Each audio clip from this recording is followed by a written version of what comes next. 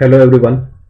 अब हम देखना है हमको ग्रीन केमिस्ट्री जो स्टेट बोर्ड के महाराष्ट्र सिलेबस के 12th में दिया है केमिस्ट्री में। ठीक है, तो ग्रीन केमिस्ट्री देखना है हमको यहाँ पर। अब ग्रीन केमिस्ट्री का पर्पस क्या है, क्यों ये टॉपिक दिया है? तो जो केमिकल्स प्रोड्यूस किए ह्यूमन ने for the welfare of human kind, तो उसके अंदर बहुत सारे केमिकल ऐसे कि जो हार्मफुल है, जो टॉक्सिक है, जो एनवायरमेंट को हार्मफुल है। तो ऐसे कौन से प्रैक्टिस या टेक्नोलॉजी या केमिकल हम प्रोड्यूस करें कि जिसके वजह से टॉक्सिक इफेक्ट जो हो रहा है केमिकल का वो हम कर सके। तो इसके लिए ये ब्रांच है। मतलब क्या बोलेंगे हम, green chemistry is the use of chemistry for the pollution prevention by environmentally conscious design of chemical product and process to reduce और एलिमिनेट द यूज और generation of hazardous substance. Hazardous मतलब harmful substance. तो यहां पर हमको दिखाई दे रहा है ये है ग्रीन केमिस्ट्री और ये इसके एप्लीकेशन है। तो ये हमको देखना है वैसे भी आगे वन बाय वन। देखिए ये आपको दिया वाला सिलेबस कि क्या क्या पढ़ना है। What do you mean by environment, environment का मीनिंग क्या होता है।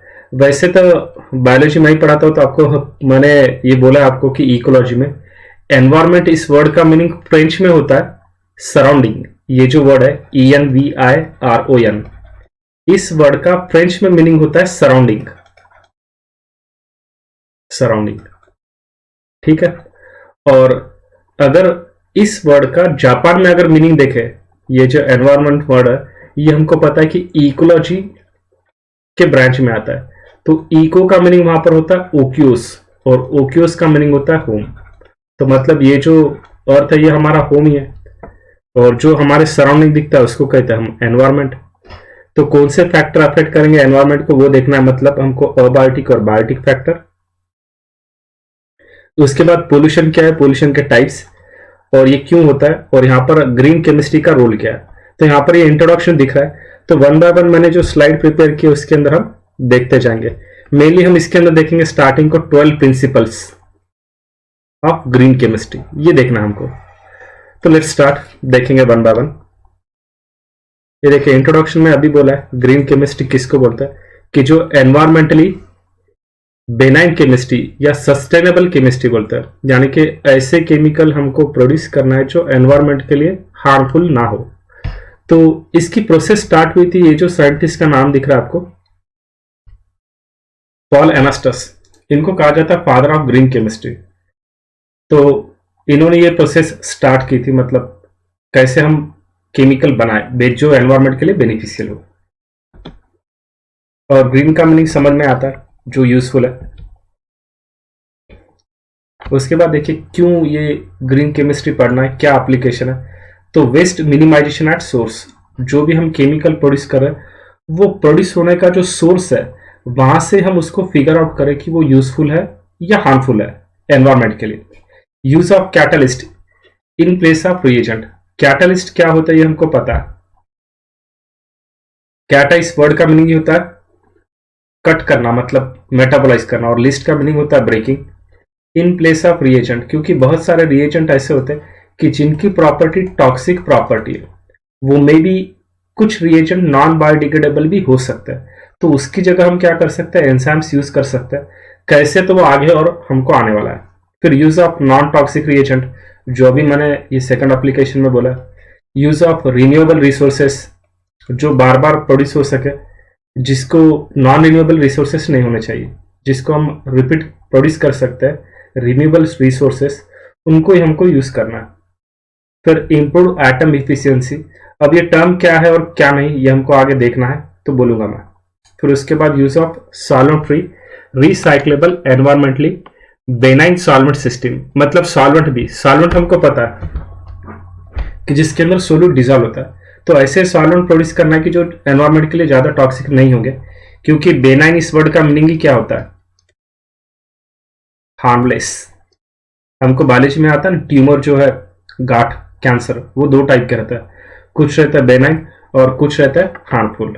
तो बेनाइन का मीनिंग क्या होता है, जनरली हार्मलेस। ठीक है, तो ये देखना हमको वन बाय वन। ये देखिए ये 12 प्रिंसिपल है जो इस ग्रीन केमिस्ट्री में यूज हो रहा है। Prevent waste, harmful waste, atom economy term पूरा देखना हमको। Less hazardous chemical synthesis, hazardous मतलब दुष्परिणाम, दुष्परिणाम दिखाने वाले केमिकल का प्रोडक्शन कम करना है। डिजाइनिंग सेफर केमिकल, ऐसे केमिकल यूज कीजिए जो अच्छे रहे। जैसे देखिए अभी हमको पता है कि कोविड पैंडेमिक है, तो हम सैनिटाइजर तो यूज कर रहे हैं, पर जो सैनिटाइजर है वो लॉन्ग टर्म हम यूज करेंगे तो वो हार्मफुल है। तो उसकी जगह हम ऐसे क्या ऑर्गेनिक चीजें यूज कर सकते हैं कि जिसकी वजह से हमको सैनिटाइजर का यूज कम करना पड़े। तो हम वाटर को ज्यादा यूज कर सकते हैं, वाटर से हैंड वॉश कीजिए। वाटर हार्मफुल केमिकल नहीं है एज कम्पेयर टू सैनिटाइजर। तो सैनिटाइजर का यूज पूरी तरह से प्रिवेंट नहीं करना है, कम करना है। तो यही करना है कि डिजाइनिंग सेफर केमिकल, अच्छे केमिकल कैसे बना सकते हैं। देन सेफर सॉल्वेंट, अभी जो बोला है सॉल्वेंट एंड ऑक्सिलरीज, ऑक्सिलरी मतलब सहायक, जो भी सॉल्वेंट हम बना रहे। अब देखिए आप बाहर अगर घूमने गए तो आप बिस्लरी लेते हैं, बिस्लरी से पानी पिया आप, पानी तो अच्छा है, पर वो जिस कंटेनर में आ रहा है, कंटेनर हो गया उसका ऑक्सिलरी, पानी हो गया सॉल्वेंट, और उसके साथ जो सहायक केमिकल है जो उसके साथ यूज हुआ, मतलब वाटर की बोतल में ही आपने वाटर लिया है, तो उसको बोलते हैं ऑक्सिलरी। मतलब सॉल्वेंट के अलॉन्ग विथ आप किसके अंदर उसको ले रहे हैं, कौन सा केमिकल यूज कर रहे हैं। तो हमको पता है कि वो प्लास्टिक के डब्बे अगर ज्यादा बढ़ते जाएंगे तो वो भी पोल्यूशन क्रिएट करता है। तो इसलिए हमको सॉल्वेंट और जो ऑक्सिलरीज है मतलब सहायक केमिकल, उसके साथ का केमिकल, उसके ऊपर भी वर्क करना पड़ेगा। Then design for energy efficient, energy जो प्रोड्यूस हो रही है वो इफिशियंट है या नहीं, ये वन बाय वन मैं डिटेल में बोलने वाला हूं। तो यहाँ पर ये देख लेने का, use of renewable feedback stock, feed stock, reduce derivatives, catalyst, design for degradation, real-time analysis for pollution and prevention, inherently safer chemistry for accidental prevention। ठीक है, तो देखते हैं वन बाय वन। देखिए यहाँ पर सेम वो 12 जो फैक्टर है, वो पूरे 12 फैक्टर यहाँ पर शॉर्ट में बोले हैं, पर हमको बोलना है, हमको देखना है वो वन बाय वन थोड़ा डिटेल में। इसलिए मैंने ये फ्लो चार्ट रखे सो दैट आपको रीड करने में इजी जाए, और इसका जो फाइल बनेगा वो फाइल मैं डिस्क्रिप्शन में डाल दूंगा। देखिए ये 12 प्रिंसिपल में फर्स्ट प्रिंसिपल जो है वो है प्रिवेंशन ऑफ वेस्ट और बाय प्रोडक्ट। तो it is better to prevent the waste than to treat और clean up the waste after it is formed. ये बायोलॉजी का प्रिंसिपल है, prevention is better than the cure. ऐसे product बनाइए मत कि जो हार्मफुल रहेंगे। जैसे कुछ सालों पहले हम देखते हैं या अभी भी कि जो पॉलीथीन बैग बनाई गई थी सब्सटेंस को कैरी करने के लिए, तो वो हमको पता है कि उसके अंदर का केमिकल हार्मफुल है, वो सॉइल पोल्यूशन भी कर रहा है, वो एयर पोल्यूशन भी कर रहा है, और किसी एनिमल ने उसको खा लिया तो उसको और ज्यादा टॉक्सिक इफेक्ट हो रहा है। तो वैसे सब्सटेंस बनाने के पहले ही सोचा जाए, तो मतलब प्रिवेंशन ऑफ वेस्ट और बाय प्रोडक्ट जो तैयार होने वाला है। तो देखिए जैसे यहां पर बोला गया, जो आपके टेक्स्ट बुक में दिया है एग्जांपल, प्रिवेंशन ऑफ वेस्ट और बाय प्रोडक्ट, आपको साइड में यहां पर दिख रहा है, देखिए ये थर्मल पावर प्लांट है, this is thermal power plant, thermal power plant. तो प्रिवेंशन ऑफ वेस्ट और बाय प्रोडक्ट तो मतलब समझ में आया, to give the priority for the prevention of waste rather than cleaning up. मतलब एक बार पहले प्रोड्यूस कर लेंगे फिर बाद में उसको क्लीन करते बैठना, ये तो मूर्खता हो गई।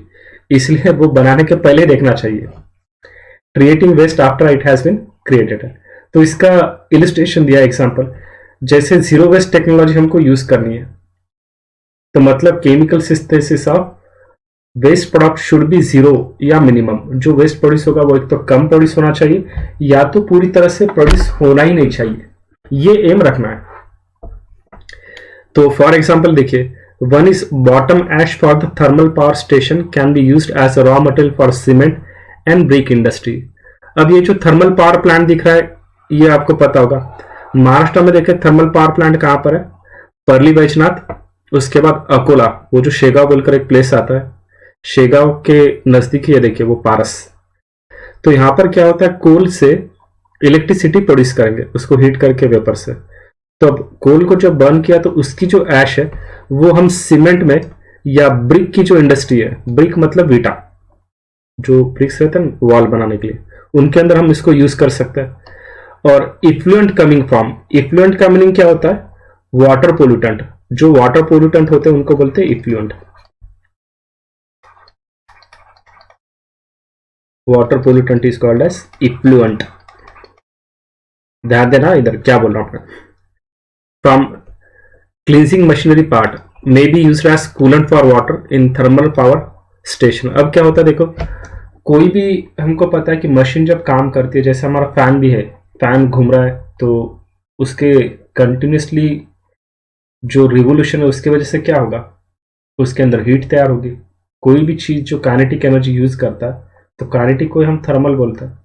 तो वैसे इंडस्ट्री के अंदर जब काम करते हैं मशीनें, तो उनका टेम्परेचर बढ़ने की वजह से क्या करते हैं, उसको कम करने के लिए उसके ऊपर वाटर स्प्रेड करता है। तो वाटर स्प्रे करने की वजह से उस मशीन का टेम्परेचर हो गया कम, पर वाटर का टेम्परेचर क्या हो जाएगा, ज्यादा। और वैसा वाटर अगर नियर बाय कोई वाटर बॉडी में जाएगा तो वहां का ऑक्सीजन लेवल क्या हो जाता है, कम हो जाता है।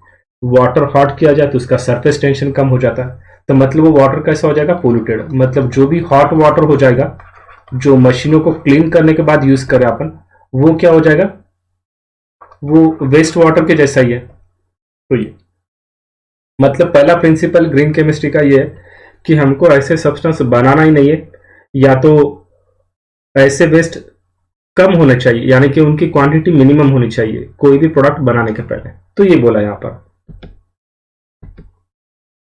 उसके बाद देखिए सेकंड इंपॉर्टेंट टर्म इसके अंदर बोला है एटम इकोनॉमी। एटम इकोनॉमी मतलब हमको पता है कोई भी केमिकल रिएक्शन होती है तो उसके अंदर रिएक्टेंट रिएक्ट होंगे और उससे क्या प्रोड्यूस होगा, प्रोडक्ट। ठीक है, ये तो आपको बेसिकली पता है। रिएक्टेंट रिएक्ट होकर क्या होगा, उससे प्रोडक्ट तैयार होगा।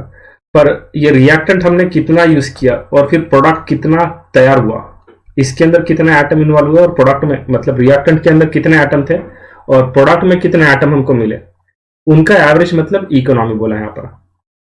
तो एक बार देख लेते हैं यहां पर।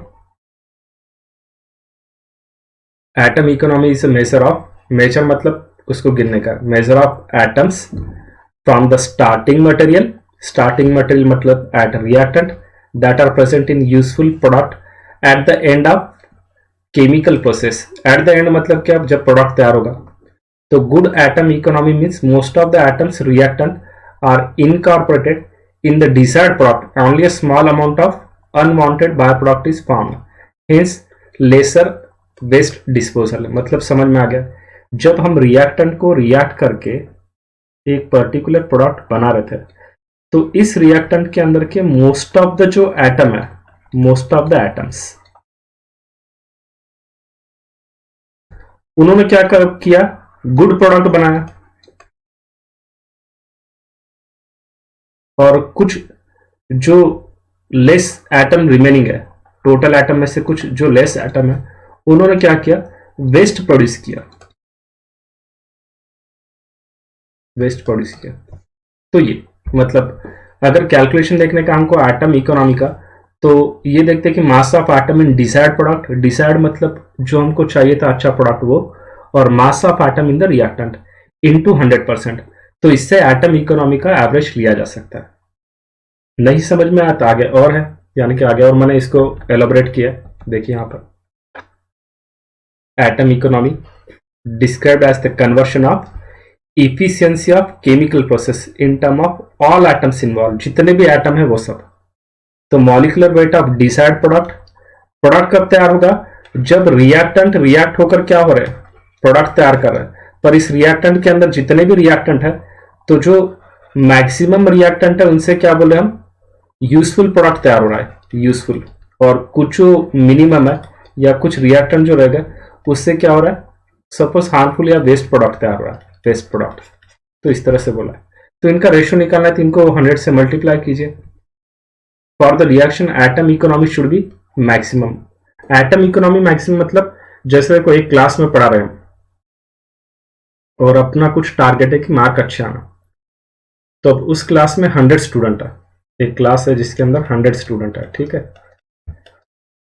अब इस 100 स्टूडेंट को पढ़ा के पास करने का है, ठीक है, पास करना इनको। तो इन सबको टीचर ने पढ़ाया मतलब पढ़ाते वक्त ये थे रिएक्टेंट। अब इसमें से क्या हुआ, 90% स्टूडेंट ने अच्छे से नॉलेज एक्वायर किया, वो पास हो गए। 10% स्टूडेंट मूर्ख थे, पढ़ते ही नहीं थे, फिर वो क्या हो जाएंगे, फेल।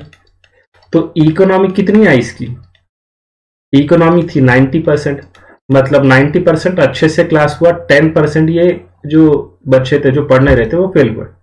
तो वैसे एटम की इकोनॉमी मतलब जितने रिएक्टेंट यूज हो रहे उसमें से कितने एटम डिजायरेबल प्रोडक्ट तैयार कर रहे हैं और कितने हैं जो अच्छा प्रोडक्ट नहीं कर रहे हैं, तो उनका रेशियो यहां पर निकाला जाएगा, उसको बोला जाएगा एटम इकोनॉमी।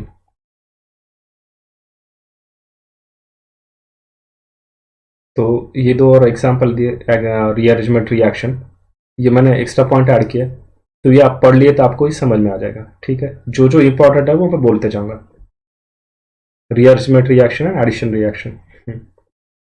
तो this reaction rearrangement involves the rearrangement of atoms that form the molecule, hence atom economy is 100%। मतलब ये rearrangement करके फाइनल प्रोडक्ट अच्छा बनाने के लिए। और addition reaction means reaction which involve the addition of 2 or more molecule without elimination that form the molecule, hence economy is 100%। ये conversion factor है जो यूज करेंगे हम इसमें। ये reaction selectivity means amount of desired product divided bye amount of product expected on the basis of reactant consume into 100%।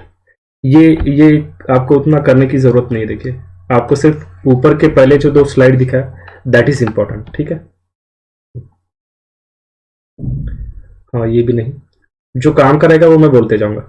हाँ ये काम का देखिए, ये जो आपको टेक्स्ट बुक में एग्जाम्पल दिया है, तो कंसेप्ट ऑफ एटम इकोनॉमी, इसके लिए आपको जो एग्जांपल दिया है यहाँ पर कि परसेंटेज एटम इकोनॉमी कैसे कैलकुलेट करेंगे, तो formula weight of desired product divided by sum of formula of weight of all reactant, मतलब देखिए पूरे रिएक्टेंट लिए used in this reaction into 100%।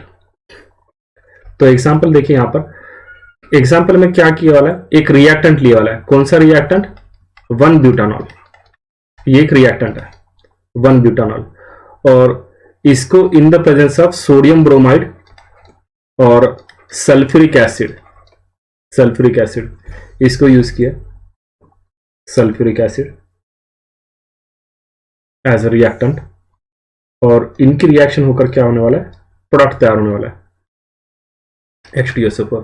ये सब हो गए reactant, these all are reactant, इनकी रिएक्शन हो गए और इनसे प्रोड्यूस हुआ क्या, 1 ब्रोमोब्यूटेन।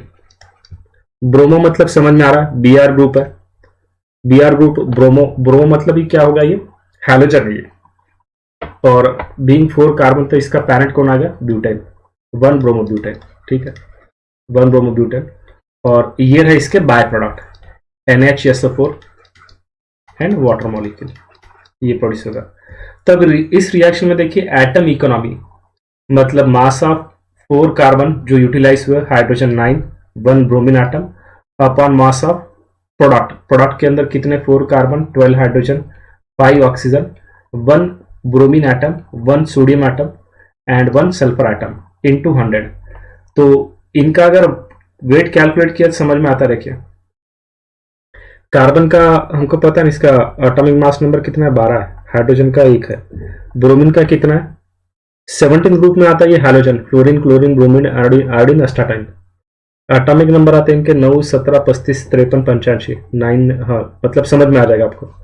तो ये कैलकुलेट करके इसका वेट ये आया और इसका वेट ये, डाल्टन में 137 डाल्टन, किसका, रिएक्टेंट, ये प्रोडक्ट का, ऊपर है प्रोडक्ट, बोले वालापन प्रोडक्ट कहां पर और रिएक्टेंट किधर है, तो ये थे डिजायरेबल प्रोडक्ट जो प्रोडक्ट है, और नीचे वाला क्या था, रिएक्टेंट। इन दोनों को डिवाइड किया तो इकोनॉमी मिली हमको 49.81%। ये हो गई इसकी एटम इकोनॉमी, मतलब कितने परसेंट ये हमको बेनिफिशियल है, 49%, मतलब 50% प्रोडक्ट ऐसा तैयार हो रहा है जो हमको काम का नहीं। सिंपल एग्जांपल देखिए, हमको चाय बनाने की, मेरे पास 1 लीटर दूध है, तो 1 लीटर दूध, फिर चाय और पत्ती, और फिर उसको हीट करने का है, उबाल के अच्छी चाय बनाने की है। तो अब रिएक्टेंट देते वक्त मैंने आपको 1 लीटर दूध दिया है, चाय भी दिया है, पत्ती भी दिया है और गैस भी दिया है, पर आप जब उससे चाय बनाओगे तो मुझे बोलिए वो चाय हो गया प्रोडक्ट, और पहले जो मैंने आपको रॉ मटेरियल दिया वो हो गया रिएक्टेंट। तो 1 लीटर दूध देने के बाद चाय 1 लीटर ही बनती है, कितनी बनती है, उससे कम बनेगी, थोड़ा क्वांटिटी कम आएगी, तो मतलब रिएक्टेंट कितने लिए और प्रोडक्ट कितना तैयार हुआ, तो उसके अंदर हम डिजायरेबल चीज देखेंगे और अनडिजायरेबल। तो इन दोनों का रेशियो जो है इंटू 100%, मतलब ये एटम इकोनॉमी होगा। समझ में आया अभी? अब देखिए थर्ड पॉइंट देखना है ग्रीन केमिस्ट्री में, 12 प्रिंसिपल में से ये थर्ड प्रिंसिपल है, लेस हैजार्डस केमिकल सिंथेसिस। ऐसे केमिकल हमको तैयार करने के जिनका दुष्परिणाम कम है, जो ज्यादा हार्मफुल नहीं रहेंगे। तो इसके अंदर देखिए, designed chemical reaction and synthesis route should be as safe as possible to avoid the formation of hazardous waste from chemical process। अभी इधर आपको ये जो जहां पर मैं कर्सर घुमा रहा हूं, आपको यहां पर ये दिखता होगा, देखिए ये केमिकल दिख रहा है, ये सबसे खतरनाक केमिकल है, वन ऑफ द डीडीटी, जिसको बोलते हैं डाइक्लोरो डाइफिनिल ट्राइक्लोरोइथेन। इसको पहले घर में यूज किया जाता था मच्छरों को मारने के लिए। वैसे मच्छर को मारने के लिए कोई स्ट्रॉन्ग केमिकल बनाना अगर बनाए तो पहले ह्यूमन को मारेगा, बाद में मच्छर को। तो इसलिए डीडीटी जब रूम में स्प्रेड करते थे तो ह्यूमंस को बाहर निकालते थे और उस रूम को लॉक करके उसके अंदर थोड़ी देर उस रूम को वैसे रखते थे, 8 आवर्स 10 आवर, उसके बाद फिर वो रूम ओपन करते थे। पर जैसे हमने बायोलॉजी में देखा है, देखिए क्या देखा बायोलॉजी में हमने, कि ये जो डीडीटी है इसका ये नॉन बायोडिग्रेडेबल है। तो इसका एक्यूमुलेशन क्या होते गया, वाटर में से एनिमल, एनिमल में से फिशेस, फिशेस में से बर्ड, बर्ड से ह्यूमन, यानी कि ऐसे चेन से ये डीडीटी ट्रांसमिट होते होते इसकी लेवल ह्यूमन के अंदर भी 13 to 31% है।